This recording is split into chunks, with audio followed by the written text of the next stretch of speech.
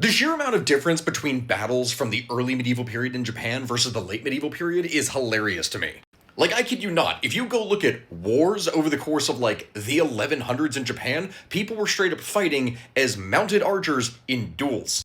How does that work on a mass battlefield, you may wonder? It really doesn't. This is something that is perfectly exemplified in the Heike Monogatari, which is one of the most famous historical Japanese works that takes place during this time period, and in it, every single person, when they go to fight, announces their name, who they are, where they are from, who they are the son of, etc., going back sometimes generations, multi-generations, to the point that an introduction can take almost a page, and then guess what? They go and fight another guy who is doing the exact same thing.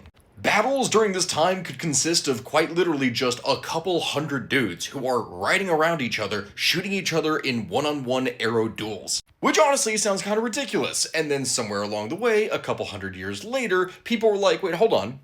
What if instead of using like 40 or 50 guys, we instead went and drafted thousands of peasants, gave them spears and guns, and then just threw that at the enemy? Oh wait, yeah, no, an army of 1,000 peasants is going to destroy an army of like 60 samurai, yeah. And so going into the Sengoku Jidai, the Age of War, armor in general got less elaborate, it became more streamlined, and mass peasant levy forces were far more commonly used instead of individualized, specialized warriors.